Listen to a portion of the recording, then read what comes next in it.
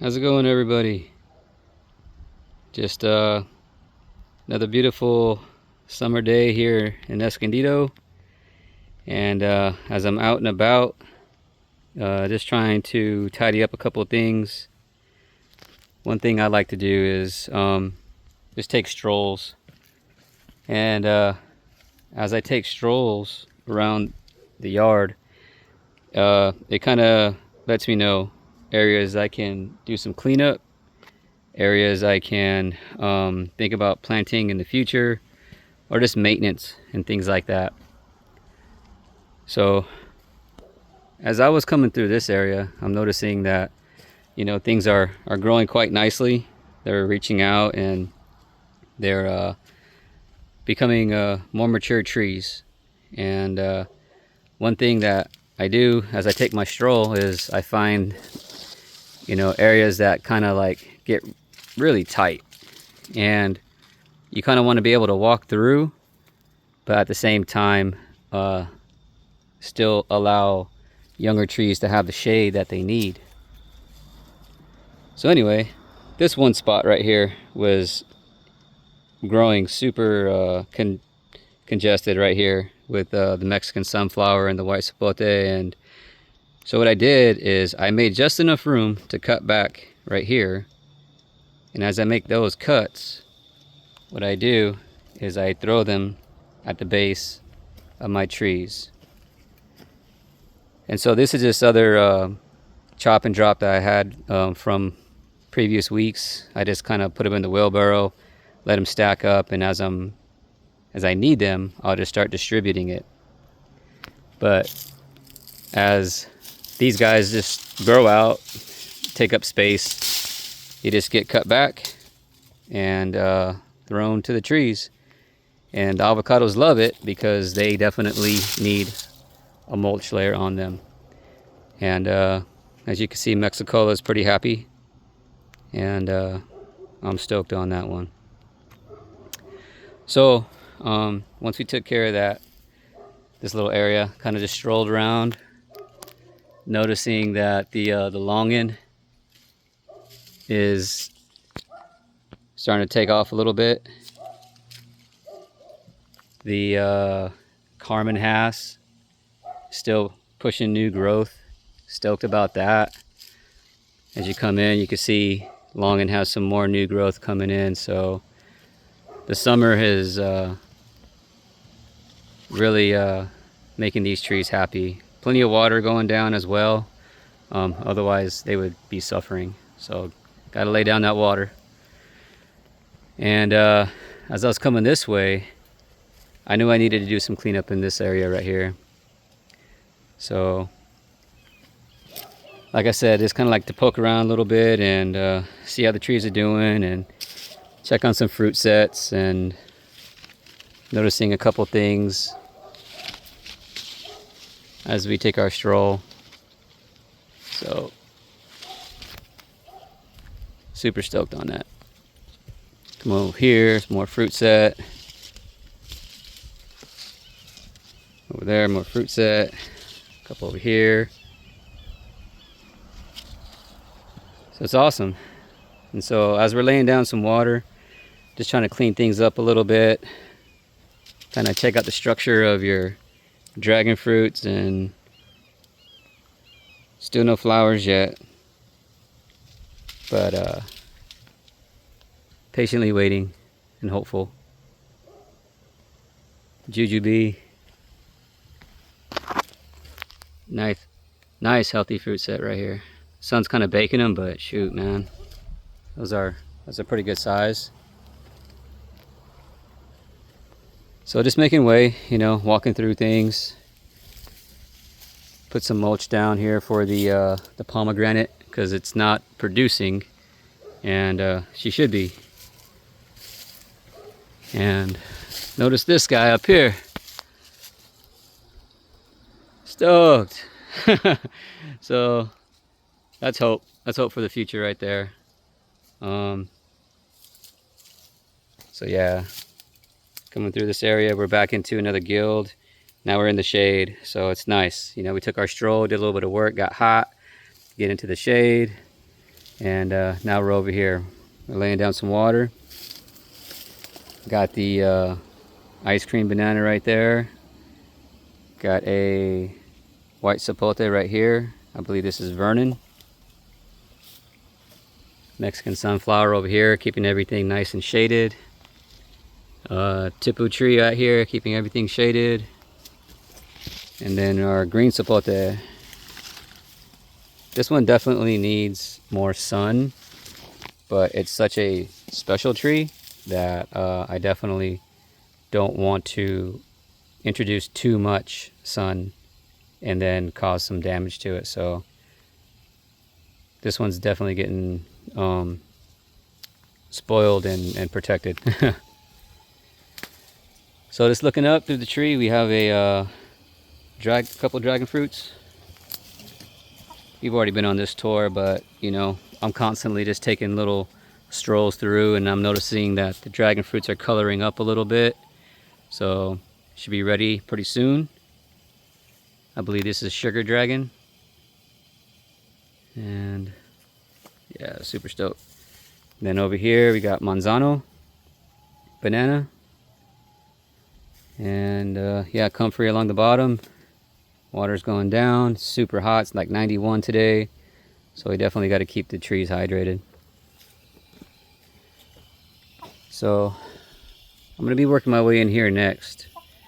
But before that, I wanted to clean up where the rabbits are. Because I no longer have rabbits in cages. I just have two just kind of roaming around. And so as I'm cleaning up, I'm getting all the droppings and everything and using them for fertilizer on my trees. And so as I was hitting the smaller trees, we have adamoyas, cherimoyas, younger dragon fruits that need some encouragement. I'm throwing the fertilizer on there. And as I was coming to check on one of my other dragon fruits, I came to this over here. And I was like, oh, okay, cool, you know, structure's looking really good. She should hopefully be fruiting very soon. And then all of a sudden I look and bam, super stoked. I was like, no way. So these are the nice surprises that we get as, you know, we're just doing our strolls, our walkabouts, and, you know, just kind of checking on things and, you know, just enjoying the yard, catching some shade, catching some sun, and then getting these nice surprises. So, you know, over here we have a seedling loquat from a Vista White. It's just a massive tree now. And the structure is amazing. The fruit is great. And this tree is now providing a bunch of shade for our dragon fruit to not get burned up. And that's just when I came around the other side and noticed all this. Yo, super stoked, man. We've been waiting quite a while for all this, and a lot of times, you know, life gets busy and we don't have time to take care of things the way that we always want to. But this is what I love about permaculture, food forestry, and syntropic farming, because we plant so dense. You know, we plant for the future. We hope for awesome things in the future for our food forests and stuff. And one thing that's really cool is that as it starts to grow, it does take a lot of patience, but it pays off. And a little bit of neglect, you know, sometimes doesn't feel natural, because we want to constantly be busy and doing things to keep things organized and just in order. But in permaculture, it's just very nice to be able to just let things grow.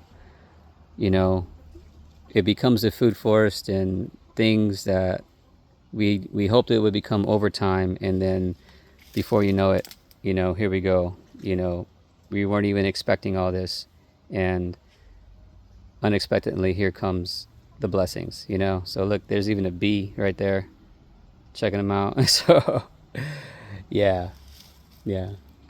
I have been waiting quite a while for this. I remember planting it out. I remember all the hard work that we put in to get these swales and these trees planted, and the years when they were just very small to all of a sudden having the structure that they have now, creating the shade, and just becoming the design that we had hoped it would be. So, and then on a day that you just don't expect, then boom, you know, we have our fruit set.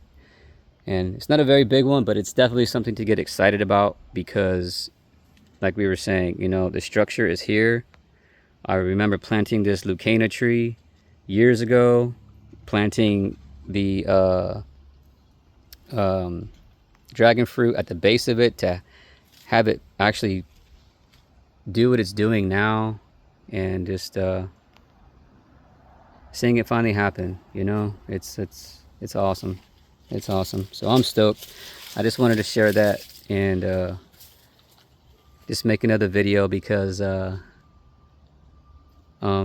it's cool to document the progress of your food forest and see how things develop over time.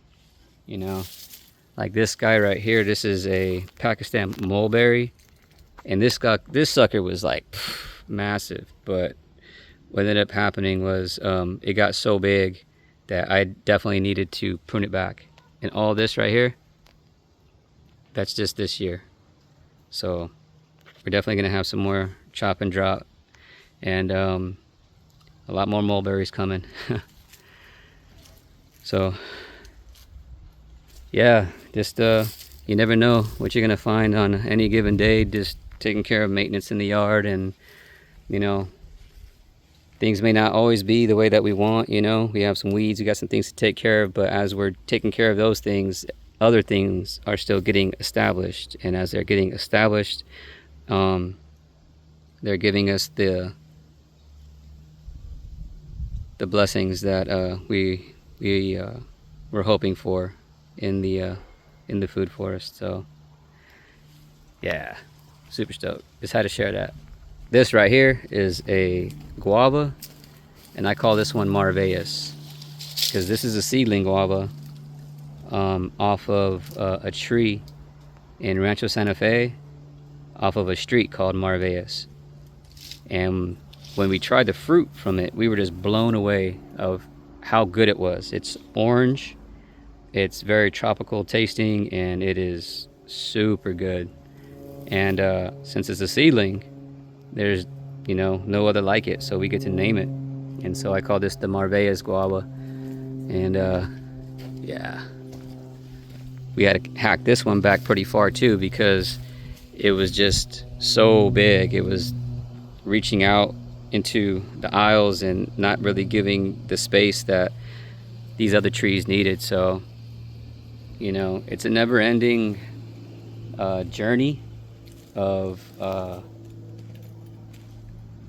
maintenance, but it's a fun maintenance. It's something that we enjoy. It gives back, and it's also a blessing to others because, you know, we get to share it with other people.